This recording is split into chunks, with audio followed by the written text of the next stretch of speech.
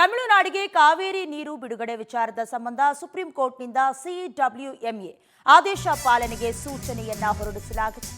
ಸದ್ಯ ಇದನ್ನ ಖಂಡಿಸಿ ಇಂದು ವಾಟಾಳ್ ನಾಗರಾಜ್ ಪ್ರೊಟೆಸ್ಟ್ ಮಾಡೋದಕ್ಕೆ ಮುಂದಾಗ್ತಾ ಇದ್ದಾರೆ. ಕೊಟ್ಟಂತ ಆದೇಶವನ್ನ ಪಾಲಿಸೋದಕ್ಕೆ ಆಗೋದಿಲ್ಲ ಅಂತ ಮೆಜೆಸ್ಟಿಕ್ನ ಬಸ್ ನಿಲ್ದಾಣದಲ್ಲಿ ಪ್ರತಿಭಟನೆಯನ್ನ ಮಾಡೋದಕ್ಕೆ ಸಿದ್ಧತೆಯನ್ನ ನಡೆಸಿಕೊಳ್ತಿದ್ದಾರೆ. ಮಧ್ಯಾಹ್ನ 12:30 ವಾಟಾಳ್ ಪ್ರತಿಭಟನೆ ನಡೆಯುತ್ತೆ. ಜುಲೈ 13ನೇ ತಾರೀಕು ಕೂಡ ಪ್ರತಿಭಟನೆ ಮಾಡೋದಕ್ಕೆ ಕರೆ ಕೊಟ್ಟಿದ್ರು, ಆದರೆ ಸಕ್ಸಸ್ ಆಗಲಿಲ್ಲ.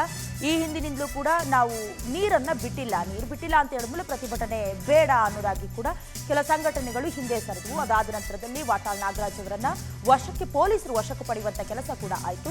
ಈಗ ಮತ್ತೆ ಕಾವೇರಿ ನೀರಿನ ವಿವಾದ ತಾರಕಕ್ಕೇರ್ತಾ ಇದೆ. ನಮಗೆ ಕುಡಿಯೋದಕ್ಕೆ ನೀರಿಲ್ಲ, ಅವ್ರಿಗೆ ಕೊಡೋದಕ್ಕೆ ಹೇಗೆ ಸಾಧ್ಯ ಅನ್ನೋದಾಗಿ. ಬಟ್ ಸರ್ಕಾರ ಮಾತ್ರ ತಮ್ಮನ್ನ ತಾವು ಸಮರ್ಥನೆ ಮಾಡ್ಕೊಳ್ತಾ ಇದ್ದಾರೆ, ನಾವು ನೀರನ್ನ ಬಿಟ್ಟಿಲ್ಲ ಅನ್ನೋದಾಗಿ. ಅದಕ್ಕೆ ಸಂಬಂಧಪಟ್ಟ ಹಾಗೆ ಈಗಾಗಲೇ ಡಿ.ಕೆ. ಶಿವಕುಮಾರ್ ಅವರು ತಮಿಳುನಾಡಿಗೆ ಹೋಗ್ತಾರೆ. ಭೇಟಿ ಮಾಡಿದ ನಂತರದಲ್ಲಿ ಕೆಲ ಮಾತುಕತೆಗಳು ಕೂಡ ಆಗ್ತವೆ. ಇದರ ನಡುವಣ ಈಗ ವಾಟಾಳ್ ನಾಗರಾಜ್ ಮೆಜೆಸ್ಟಿಕ್ ನಿಲ್ದಾಣದಲ್ಲಿ ಪ್ರೊಟೆಸ್ಟ್ ಮಾಡೋದಕ್ಕೆ ಮುಂದಾಗ್ತಾ ಇದ್ದಾರೆ.